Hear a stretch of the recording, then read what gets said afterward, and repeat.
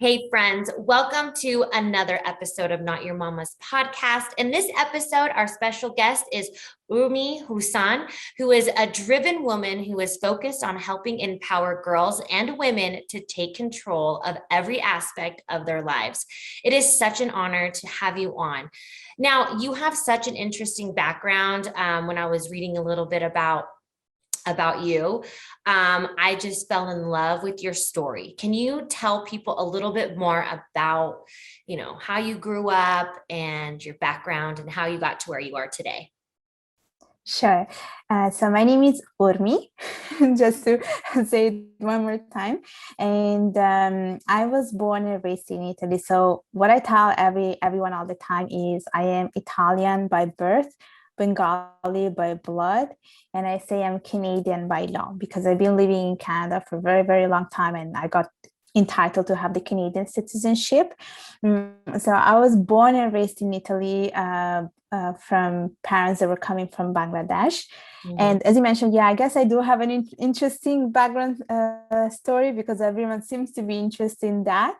Because basically, my dad usually tells me like I'm the first Bengali girl to be born in Italy.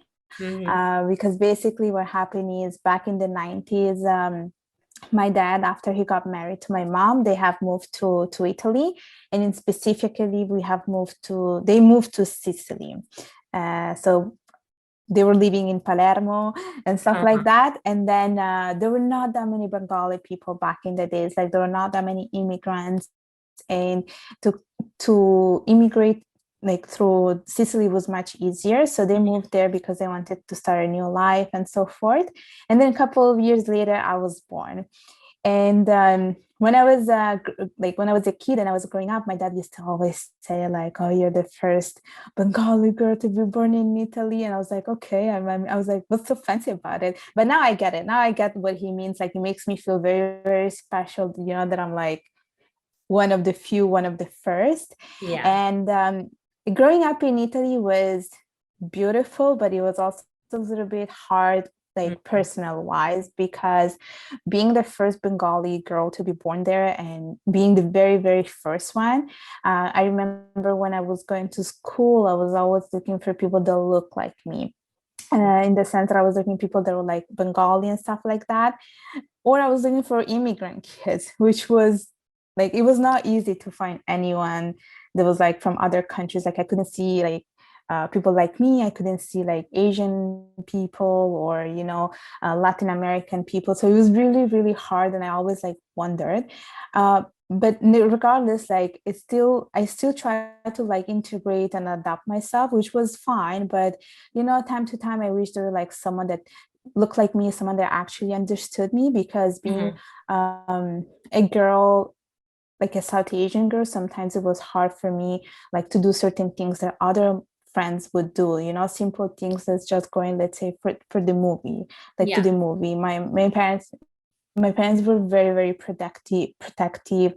They would always tell me like, not girls do not do that. Like they were very, very like protective and worried about what other people would have said. Because women are seen differently, you know what I mean? So in that sense, I felt a little bit like an outsider. And I remember also like I when I was surrounded by my friends who are basically all Italian, I felt that I was always myself. This is where I felt like this is my true self, because I felt that I could express uh, anything. I could say anything I wanted. I could dress any way I wanted without them judging me. But this was not something that I could do back when I was, let's say, at home, because we have such a big Bengali presence, and my parents are so traditional that sometimes I feel like I was refraining myself from speaking up, from dressing the way I wanted. So in that sense, I always felt like there was a clash, where at home I did not feel like I was myself, but outside I always felt like I was very much myself, but I couldn't always be outside because my parents, being the way they are, they always wanted me to be like the typical Bengali girl. And this went on for like many years, I would say, many years. And I try to like always explore things and learn about myself, even within the limitation I was living in. And then when I moved to Canada for my studies, like I did my university here, I feel like my whole perception changed about life and things like that. And I feel like Canada, in a sense, helped me to find my identity because it's such a melting pot. And I started to see that there are much more people like me who, you know, have all this like background, and, you know, it's not just one ethnicity, you have like multiple ethnicity. And that's how I feel like I found myself. And I also feel like I'm still trying to learn a little bit more about myself and, you know, find my authentic self. So it's been a long journey, a lot of like understanding and exploring myself, like who I am, who I am not, what I like, what I do not dislike. But now I do see myself as like, you know, I don't feel anymore that outsider, and I do see myself as an asset. And a lot of my friends say that you are an asset because there are You not many people are. like you. It's like, okay. No, you are. No, that's great. So, No, I mean, I've been to Sicily. I actually am Sicilian, but I was born in America. Yeah. So I am Sicilian, and my mom's like 100% like Sicilian. I think I'm like second generation here. And we went to go visit oh, Sicily. Well, we were in Italy, and then we took a plane over to Sicily, and it is so beautiful there. And they have the best food. So I totally envy that you got to grow up there. And what polar opposites of culture, you know, me kind of knowing about the Italian culture, and then, you know, your Bengali culture, it's totally opposite. And, you know, feeling like an outsider, what tips would you give to someone if they are kind of feeling like an outsider in whatever environment they're in? Like, what are some ways that someone can feel, like, what are the things that you did, to push forward through to your authentic self and make you feel comfortable? so first of all, what I want to say that it's very normal to feel like that, Mhm. especially like, you know, when you grow up with so many cultures and we live in such a globalized world. It's very normal, and it's very normal to question things. Like, just because you're questioning things or stuff like that, it doesn't make you a bad person. Or if you think that you're more of that identity versus another one, it does not make you a bad person. It just makes you think and understand yourself. And one of the tips that I would like suggest, which is what my friend told me, was to just try different things that you Mhm. like, and see like what it brings you, you know. Because I would say that it was pretty recently for me to really learn about myself. It was probably like 2-3 years ago. So it's like not that long ago that I started to realize who I am, what I like, what I do not Mhm. like. And it just literally started with, you know, having my own blog or having my own YouTube channel, like doing little things. I learned to understand what I like. Like, for instance, I like being on the spotlight, on like on a let's say I like being interviewed. I like being in front of a camera. And when you do all these things, you become much more confident, you increase Mhm. your self-esteem. And I think by doing things, you get to learn your identity and who you truly are. And I also think that you don't, like, as people, we don't need to label ourselves. I think we live in a society where we're always labeling. Yeah. um, you don't have to do that, honestly. Like, I know this is how I introduce myself, but you don't have to label yourself. You just have to be you, and that's all, literally. Because we live in such a diverse world. We don't want to be like everyone else. We don't want to be like the person next to us. We want to be different and authentic, because we are all unique and special on our own way. So it's really just trying things, because life is a trial and error at the end. Totally. And you're always learning about ourselves. And I feel like we have like a similar thought process, and like just trying something like a YouTube channel. You know, I just started Mm-hmm. this podcast and the YouTubing this year in January. And it's like, I've learned so much about myself, and it's opened up so many conversations and meeting so many wonderful people like yourself to just be able to talk and like understand their insights and their thoughts on like how to go through life, things that they do to help manage them. And I love your message about helping empowering girls and women. I think that's a wonderful thing. And that's why I'm happy to have you on. And we kind of talked a little bit before. How do you deal with fear? Because I think what are some tips someone can do to deal with fear? Because I think fear can lead to not being able to express and be your authentic self, fear of, not making yourself feel like an outsider anymore. Fear can just really cripple us in moving forward into who we want to be. And you are on this like authentic journey. What did you do to stop fear from you? So I actually read the book, which was called My Dear Fear, My Dear Friend, or something like that. Mm-hmm. And I read a couple of years ago because I was like, I'm very curious about it. I never saw fear as my friend. So let me read about this book. So I read this book, and there was this quotation mentioning fear is the light that it's meant to guide us, something along those lines. And I remember reading it and thinking, the author is pretty right about what she's saying. Like, it is actually that it's light that it's meant to guide us, because I think what happens is when we think about fear, we always relate it to something negative. Like, Mm-hmm. literally, it is something negative. When you're scared, you don't like it, you try to avoid it. So I agreed with her, and after reading this book, it just changed my perception about fear. So I try to see fear more as my friend, because often when we have fear, it's because we're uncertain. We do not know what their outcome will be. Mm-hmm. But and then if you just follow what the fear is telling you, it will probably, it's because you're not, it's true, it's uncertain what might be there, but what might be there might be something beautiful. Exactly. And that's how I try to see fear. When I'm scared, I'm like, it's probably a good thing that I'm scared. It's probably a good thing. And I just have to follow what my fear is telling me and try new things out. So one good example was public speaking. And I'm afraid of public speaking. Like, I'm pretty sure like a lot of people are. Mm-hmm. And I remember like going to the Toastmaster Club for the first time. I was so worried.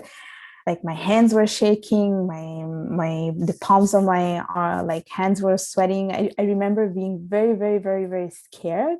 But it was a good thing, because once I stood there and I spoke, and then I went back to my seat, I was feeling very good on myself. Mm-hmm. So it is true that fear is your friend. It's not something negative. I think it will always be there, just because it wants to bring you closer to your true self. Mm-hmm. And we don't have to associate fear with something negative. Actually, it's a good thing. It will only do good to you. That's how I try to see it. Mm-hmm. And so far it has helped me to really grow a lot as a person. Like, even doing my blog and YouTube channel, I can remember always being worried about it, but now that I did it, I'm so happy, because it does bring a lot of fulfillment. And I know that by doing all these things, I'm able to make an impact in other people's life. Hey friends, I hope you are enjoying this week's episode of Not Your Mama's Podcast. This podcast would not be possible if it wasn't for the support of you, my wonderful community. To support Your Mama's Podcast, please click the support link right down below, and you can donate just as little as 99 cents. Also, follow me in the Shop Like to Know It app, where you can follow me with all my exclusive content, all the way from baby products I love, fashion and style, and everything in between. Now let's get back to the episode.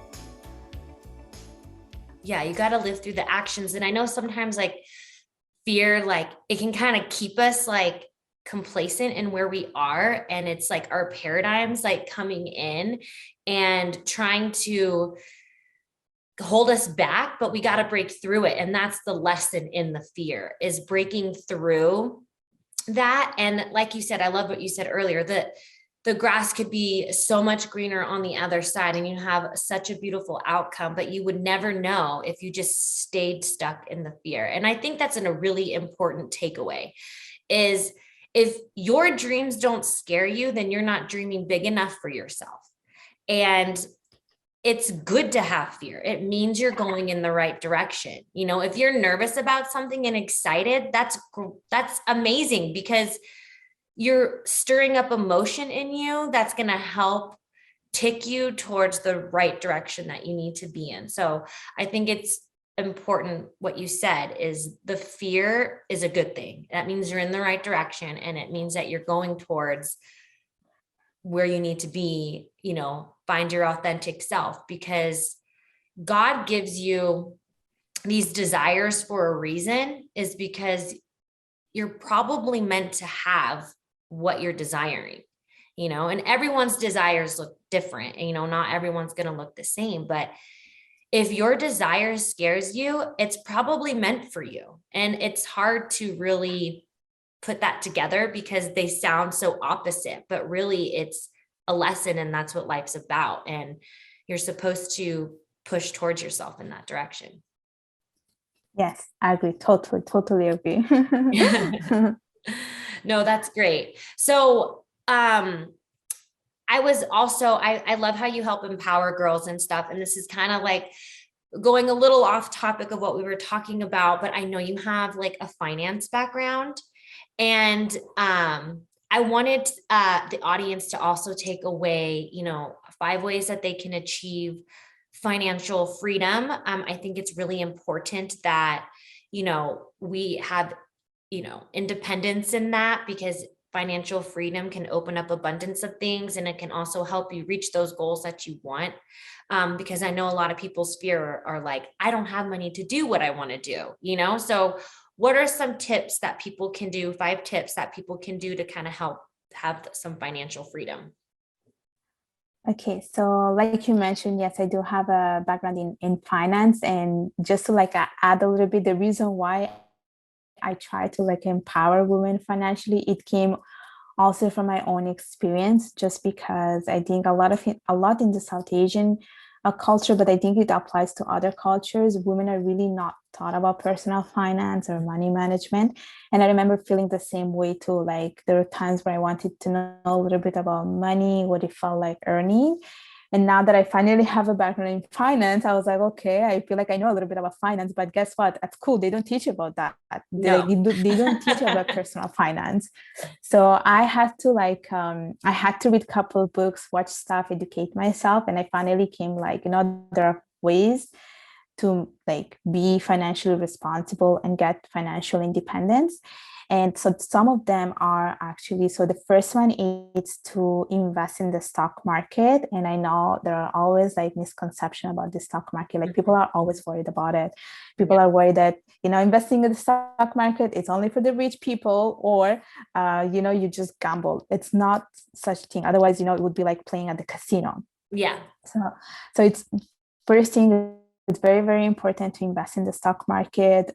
History has shown that the return that comes from the stock market, it's around 8 to 10%. Mm-hmm. It's true we see fluctuation, we see a lot of volatility, but it's part of the it's healthy to have that. So that's one way. The second way is to build income streams, so multiple income streams. Especially, this is something that I realized, especially after seeing like the pandemic, which was something that I really felt it. Like I went through the 2008 economic crisis, but it was still like a kid. So I didn't know what was going on. I remember I was just thinking, okay, it's just a crisis. Like what could it be? But now I can feel it, because I can, I felt it on my skin, and I was like, okay, I have to think about like build multiple income streams. So that's very, very important. And that's, I think, something that anyone can do. Like you just have to turn your passions into something a little bit more concrete. So for instance, if you have a specific knowledge, you can teach a course, or you can sell a course, you can write a book, you can write a teaching, you can write a cooking book. So simple things like that. So that's the second tip. The third tip is to invest for your pension. And I think a lot of the times people just take it for granted, especially when we are like really young. We're like, okay, like pension, like who cares? It's far away. Like we're going to be retiring like a couple of years. But you know what? You want to take advantage of the fact that like money compounds, and the like power of compounding is very, very important. And that's one way that you can grow your money. And the fourth tip is to have an emergency fund. And I think that's so important, especially when you go like through a crisis or there's something unexpected. You don't want to like go to your bank and ask for a loan. You don't want to get like debt and then pay off interest rate plus interest, like interest rate are increasing, as we have seen, because like the Fed Reserve is trying to like bring the inflation down. So you don't want that, because then, it's going to be much more costly. Taking that, it impacts your credit profile and things like that. So it's always important to have an emergency fund. And usually what's suggested is to have 3 to 6 months of your paycheck and of your expenses in the emergency fund. And it helps you to sleep at night, honestly, when you have an emergency fund. So it helps you to sleep at night. And another thing is also to have an insurance. And, there are different types of insurance. And again, I feel like people just take it for granted, honestly. Like people take these things for granted, but having an insurance, life insurance, home insurance is very, very important, especially because, you want to be preventive. You want to, be conservative in these things. You don't want to have unwanted stress. And I think we already have enough stress and we don't want money to be a stress factor. And lastly, when it comes to really about financial freedom, it's all about your mindset. Yeah. Like if you tell yourself, I want to achieve this, or I want to be rich, or things like that, you will achieve it. It's all in your mind. And then the rest will come after. Yeah. I always say life is a mental game, 100%. Yes. Yeah. Yes. So those are really great tips. So every first time guest, I have 4 questions that I ask them. So The first question I have to you is, who and what inspires you? Who inspires me? Meghan Markle. I love this woman. I love her. Like, I just feel she's very eloquent, and my journey towards public speaking and women's empowerment started from her because I watched a speech she gave at the United Nations. And when I saw her, I was like, that's it. I want to be her. So she's my inspiration. Oh, okay. That's a great answer. And then my second question to you is, what is something you wished you knew when you were younger? Oh my God, that's such a hard question.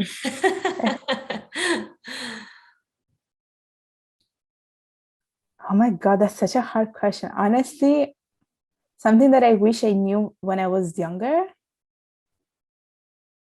It's so difficult that I cannot think of anything. I cannot, honestly. I don't know. I just feel like maybe one answer I would say that life is very beautiful, and it's not like, because I feel like I was living in a bubble all this time, but now I'm like, no, I think life is very beautiful. So probably that. I don't know, just to give that's a great answer. No, that's a perfect answer. I think that's great. Okay. And then what's the essential part of your daily routine? Working out. That's it. I do boxing and Muay Thai classes. For me, when I do that, that's religious. Like no one can touch the time I go to boxing. That's so important. It helps me to release the stress. Yeah, I love that. I know I tried boxing out like after I had my first son, and I had a C-section. And then I was like, oh wait, I think I need to take a break because I'm feeling a little sore down there. But no, boxing is such a great workout. I love that for you. And then the last question I have for you is the best advice you've ever received. The best advice I have ever received. Okay, this one, it happened recently, and my friend gave me this advice because I was struggling to choose a job because I got like 3 offers and I was not sure which one to choose. And she said, choose the job that will bring you closer to your true self. So that was, I would say, the best advice I ever got. I love that. That is a good advice. I think should take note of that. All right. Well, it was such an honor to have you on. Do you have any last words before we say goodbye today? No, people can just follow me on my YouTube channel, which is called Urmi Hossain. They can find me on LinkedIn, which is called Urmi Hossain. And I also have my blog, which is called myways.ca. So I'll be very happy if people have any questions they want to reach out to me. I will be more than happy to answer them. Yeah. And I have all of her information down below in the show notes to make it easy to connect. And thank you guys so much for listening in on another episode of Not Your Mama's Podcast. And I will see you in the next one. Bye. Thank you for listening to this week's episode of Not Your Mama's Podcast. If you're enjoying the show, please feel free to rate, subscribe, and leave a review wherever you listen to your podcasts. We really appreciate it, and we'll see you in the next one.